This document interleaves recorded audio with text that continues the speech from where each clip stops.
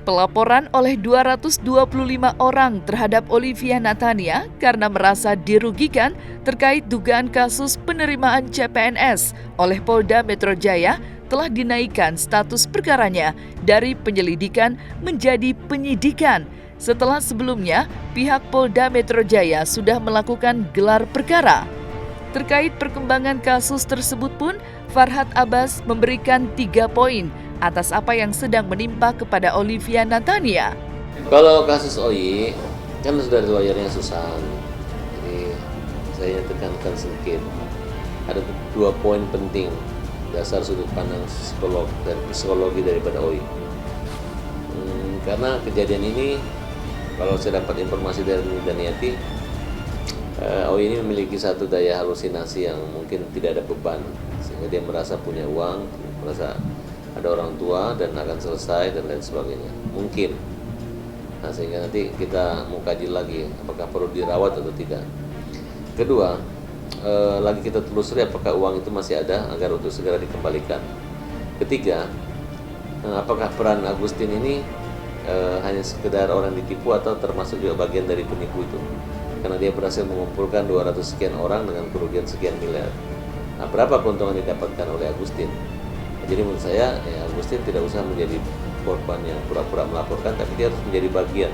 Karena Agustin itu adalah pegawai negeri, guru, justru hukuman itu lebih berat ke dia. Gitu. Kalau OI kan masih swasta, dia hanya kena penipuan biasa, paling pasal 372, 378, penggelapan dan penipuan. Kalau Agustin bisa kena undang-undang korupsi. Karena dia adalah guru yang sudah tahu, kok jadi pegawai negeri bayar gitu. Jadi sebaiknya karena instruksi dari Menteri Pendayaan Negara udah jelas Pak, ini Agustin namanya guru Pak, udah diproses saja dia cepat gitu, nggak usah dilama-lamain, jangan dibuat ada air mata yang seolah-olah rugi tapi merugikan orang lain. Iya, kalau rekan medis itu ada komunikasi antaranya dengan dokternya, itu saja. Tidak dibilang gila, bukan orang gila, tapi punya satu daya halusinasi yang menjadi pertimbangan.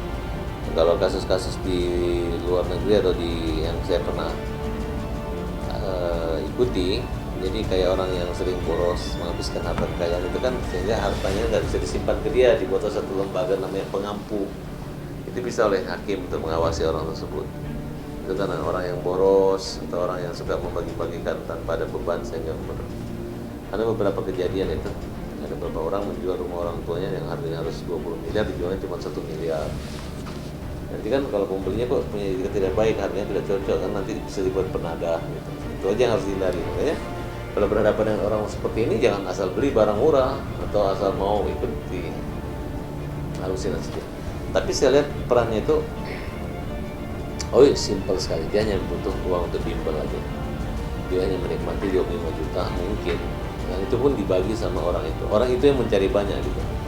Kecuali berkumpul 200 orang, itu mungkin berpikir lain, orang ini tanpa sepengetahuan orang itu, tapi orang inilah yang punya peran penting. Dan itu masa ada seorang guru mengumpulin 200 orang masukin pegawai negeri cuma bayar 25 juta, ya kan?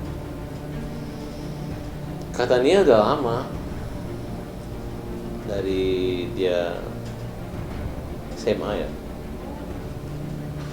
Kan kejadian-kejadian ini kan udah berulang-ulang kali terjadi gitu. Jadi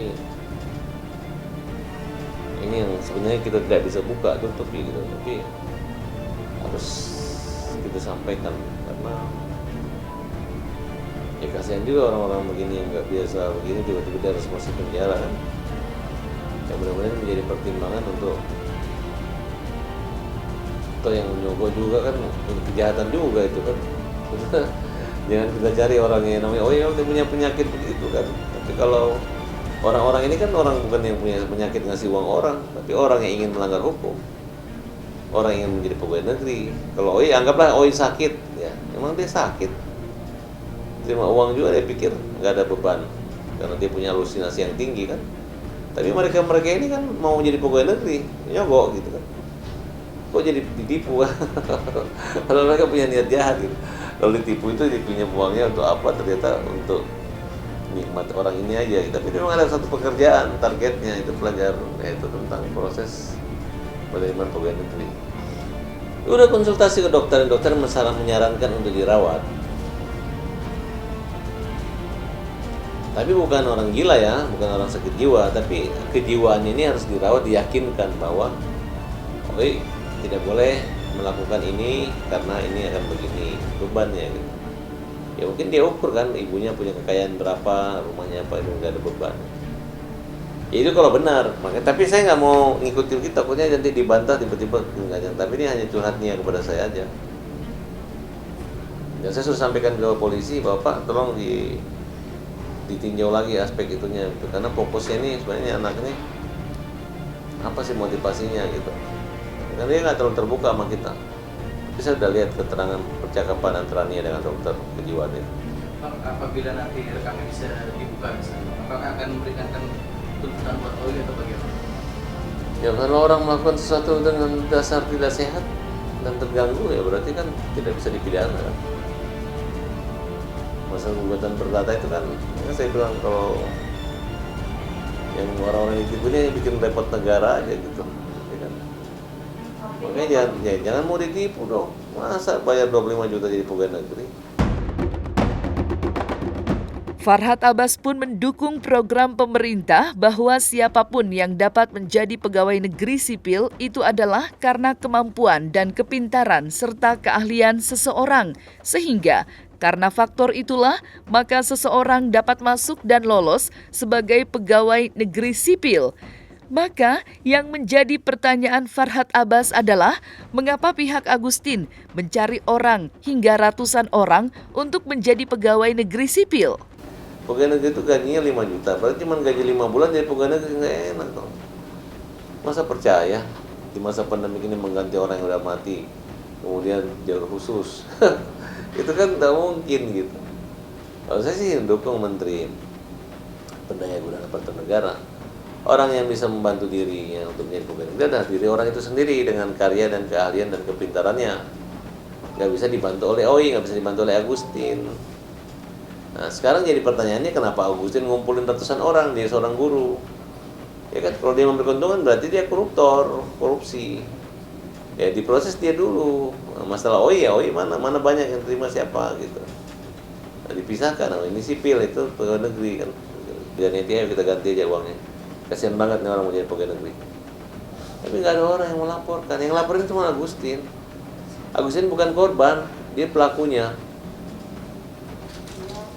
Dia ngumpulin orang luar. Iya nggak ada, orang malu ngapain cuma rugi 25 juta buat laporan. Anggap itu uang sialnya dia kan, kira-kira begitu. Nah orang ini semua ingin masuk jadi pegawai negeri, nyogok kan, bayar. Nah, itu kan lucu kan, kenapa tiba-tiba jangan-jangan ada uang lebih dari itu yang diterima Agustin yang nggak bisa dikembaliin. Harusnya Agustin tinggal lapor mana, berapa OI pakai, berapa nikmati, berapa dia nikmati. Kalau dia nggak nikmati ya wajar dia melaporkan, tapi kalau dia menikmati kurang ajar namanya. Olivia Natania beberapa waktu yang lalu telah menjalani proses pemeriksaan di Polda Metro Jaya. Olivia Natania pun mengaku dicecar 41 pertanyaan oleh pihak kepolisian.